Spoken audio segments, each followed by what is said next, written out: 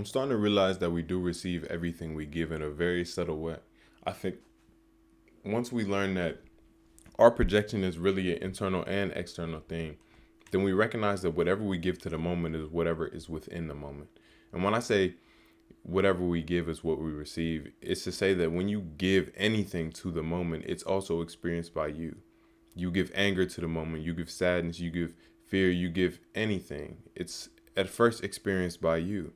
And I think it's sort of important that we take responsibility for our own feelings, not necessarily their causes, but how we react to them and how we allow them to perpetuate into our entire life. I think if we always live life in reference to our feelings about our circumstances and events, then we're constantly going to enforce them. I think in a lot of ways, when we only focus on our pain, we don't really get an opportunity to focus on our healing. I think it's like we're just constantly addressing and perpetuating our issues without actually focusing our mind on trying to find a solution for them. And that's why I think we have to sort of give ourselves to the moment so we can get ourselves back. I think that's what the real art of letting yourself go is actually allowing yourself to be where you are so you can actually have yourself at your disposal. Otherwise, we're constantly flipping back and forth in our mental projections of the past and the future without recognizing that any future we want to create has to truly be made in the present. And it's about what you give to yourself now and what you're giving to yourself in this moment. Like, for me and myself, I feel like this past week has been very beautiful for me because I've been doing nothing but giving myself gratitude, appreciation, and trying to enjoy life. And when I say trying, I don't necessarily mean an overzealous effort. Just whenever I have the opportunity and I'm aware enough to actually posit some gratitude, some appreciation for the life that's being lived. Because it's about the life that's being lived. It's not about the life that you haven't lived yet. It's not about the life in reference. It's about right now. I'll get there whenever I get there. But for now, I'm here. And it's important to recognize you have to appreciate what here is. Otherwise, your appreciation for yourself is going to be characteristic or limited by your circumstance and environment.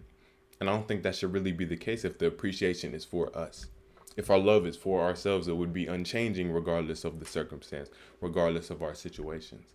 And that's why I think it's important to posit self-love to yourself and recognize that it has no condition, not in a sense of no one has to do it, but in a sense of all you have to do to love yourself is love yourself. And that might, make you encounter some mental hurdles, mental roadblocks. But all in all, it's just about how you encounter those roadblocks and how you recognize that who you are and the love that you have for yourself shouldn't necessarily be dampened by any event or circumstance in the world. I think we all at times do things that are unbefitting of ourselves. And I think the most unbefitting thing that we can ever do is deprive ourselves of love, deprive ourselves of giving ourselves and giving appreciation to the moment and not filling it with what we want to be there. We sort of allow it to be mundane. We allow it to be bad. We allow it to be negative in reference to what we actually desire, in reference to things far out maybe in the future, in reference to maybe versions of ourselves that we wish were currently here. And the only way to bridge the gap between those versions of yourself that aren't here is to be present enough to instantiate them, present enough to give yourself validity and trust and love and where you are and showing up for yourself so you can actually embody what it is you wish to be. It's not necessarily just about our expression. We can express ourselves in a hundred ways. And I think it's more important to love your embodiment so you can love whatever you do express. And what I mean by that is I think there are certain characteristics that we all have that are inherent to us. I think there are a certain amount of compassion, certain amount of love, certain amount of you-ness that exists in your embodiment. And how we express ourselves can be a million different ways. And I think a lot of it gets so stuck in the expression that we only give to the moment what we think we should. We only give to the moment what we've been conditioned to give. And a lot of times it's not necessarily things that are befitting for us. Sometimes it's worry, sometimes it's doubt, sometimes it's anxiety that we've been taught to give about our moments, that we've been taught not necessarily always by the world around us, but maybe by our own conscious mind in relation to what we are lacking, both within and without. When we don't grow up and don't give ourselves a certain amount of validation, a certain amount of audience, then we're going to think we need to perform, going to think we need to do a certain amount of things in order to be who we are, where we are. And I think it's important to sort of take your step back and recognize that you don't need to be any other way than what you are to accept what you are. And I don't think I had a conversation with a supporter the other day about this. Acceptance and accepting yourself as you are does not mean that you think every aspect of you is good. Acceptance is about looking at what is and saying, I accept that for what it is. And I think that's our only opportunity that we get to truly change those things. I think if we never acknowledge our wounds again, then we'll never be able to heal them. You know, we have certain parts of ourselves that do seek out change, and it's about allowing them to seek out change. Not instantiating to ourselves, oh, I don't need to change, I'm already good where I'm at, or, all of those abstractions from ourselves, because if you're really good where you're at, if you're really content in that, then you wouldn't want anything else, really. And I don't mean that to say that our desires and wanting other things is to say that you're not enough for yourself. But to say when you are enough for yourself, you'll recognize that your desires don't take you away from your own appreciation. The things that you don't have don't take you away from the things that you currently do. It's about appreciating everything that you currently have, yourself first and foremost. And I don't mean that to sound narcissistic. I don't think it is a narcissistic way of thought. I think everyone in a lot of ways needs to be committed to themselves, or committed to the version of themselves they want to be, in order to impact the world the way they want to impact it. I think we're already committed to ourselves. You're already committed to maybe your discommitment. You're already committed to maybe your selflessness and idea of yourself, that you don't want to do anything for yourself and you only want to care for others and you only want to appeal to others. You're committed to that too. It's about how we accept ourselves to be truly, how we allow ourselves to be, how we acknowledge ourselves to be. And if we accept ourselves as negative, for example, like I used to think I was negative. I used to think that I would never really change from the way I was, until I actually gave myself a chance to listen, or a chance to see who I was, a chance to give myself real audience. I think sometimes we get so stuck in the expression, so stuck in the role that we're playing, that we forget that we're playing a role. We forget that we're acting in accordance to some thoughts, some ideas, some perspectives. And we can always give ourselves more thoughts, more perspectives. So there's always a million ways that you can express yourself and be. And once you recognize that, it's about choosing what you want to be. Not in the essence of choosing every single action, but being present enough in the moment to choose your appreciation sometimes, to choose your gratitude, to choose your self-love. And in choosing that, you recognize the actions that are befitting of that. Like when I wake up in the morning, sometimes I'm lazy. I don't want to do the things that I do for myself in the morning, like meditate or write. But then I think it's for me. It's sort of something that no one else is going to obligate me to do. No one else is going to make me give back to myself what I can.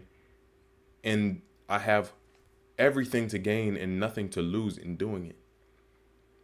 I think we all use our time unwisely sometimes. Sometimes we doom scroll. Sometimes we do things that are unbefitting of us, and don't actually give ourselves a moment to use our energy for our own benefit, to actually give to ourselves in the moment.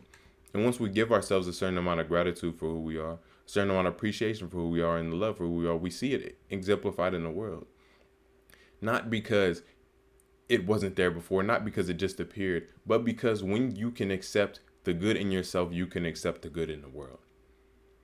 When you can accept that you deserve good things, you can accept the good things that you deserve. And I think it's about recognizing that we have to give ourselves to the moment so we can receive ourselves. So we can actually be where we are and actually get an opportunity to be the person that we are, to live the life that we live, and recognize that it's only our life. We're the only ones that can live it. We're the only ones that can seek out its potential, seek out our own growth, our own change, our own development, our own appreciation.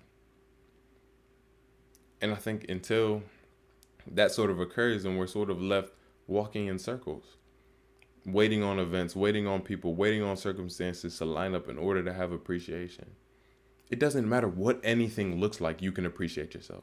It doesn't matter what happened yesterday, you can still love yourself. That doesn't mean that you take away from the actions that have ensued. Doesn't mean that you don't accept whatever you've done. I think to be able to love yourself, you have to accept what you are.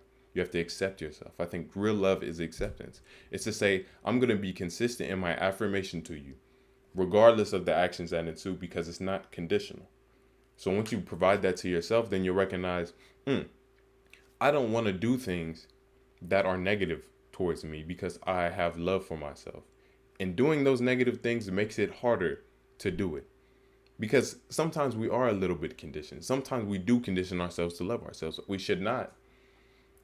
But there are many easier ways to sort of transcend who we used to be than to stay who we are. It's just about our allowance of ourselves into the moment and recognizing that we don't have to be any set way. We can be exactly as we choose to be. Now, of course, this may take some time. Our subconscious needs to get used to it. And maybe you need to get used to it. But it's about being present enough to choose the things that align with the newer versions of yourself, that align with what you actually want rather than what you want to leave behind. You know, to move forward, you have to leave something behind. And that's not necessarily to say it has to be negative. I don't think in rebuilding our houses, or if you keep using old bricks, you keep building the same house. I think that's true. I don't think we get new bricks, though. I think we renovate old ones. And I think we change them. We maybe change their size, maybe change whatever. I think we just renovate them. I think it's about your continual renovation and recognizing that even the parts that you leave behind are still here in different fonts. They're expressed in a way that's actually allowing you to be the way you are in comfort, rather than allowing you to be at some type of mental displacement with the world around you. You know, and I don't mean that to say that everyone needs to change in order to conform with some type of societal thing. I really just mean that in reference to actually causing others suffering and causing yourself suffering. I think we need to learn how to do what's best for us in reference to what's best for us. Not necessarily to say not caring for others if something bad or something that's good for you does something bad to others. Of course, recognize that. But most of the time, it's our perspective that makes things bad, that makes our circumstances, that makes our current present moment bad. It's us not being able to see ourselves within the moment and seeing that we can give ourselves affirmation for being here, that we can give ourselves love for who we are, and that we can be where we are without being conditioned to be a certain way. You know, and since I started doing that and giving myself real gratitude, I've noticed so many changes in everything. It's sort of like the world is dancing with me at all times, even in the face of negativity that I see. I use my brain to think of the good in the situation. Maybe something bad happened to someone I care about. I'm not going to focus on the pain that's there. I recognize it. I acknowledge it. I accept it. But I'm not going to use my mind to constantly perpetuate that negativity and try to, I don't know, strip the reins out of my hands. I think if it's not in our hands, it really shouldn't be in our mind. Not in the sense of we shouldn't think about our issues, but in the sense, if we can't control it, we should focus on what we can control. And if our perspective is one of those things, then we should. So back to the example, say my friend went through some bad stuff. I'm going to be thankful that they're still here. That's where I'm going to vest my gratitude. In the fact that they're still here. In the fact that I'm able to be here to help them if I can. That's what I think is important. Our ability to give to the moment. Because then when we give affirmation, we give support, it's almost like we're supporting ourselves. Because we share in that pain too. So we should share in the healing. You know, we shouldn't, sort of take ourselves away from the moment so much so that we can't recognize our own influence, our own control, our own ability to assist what is in front of us, including ourselves.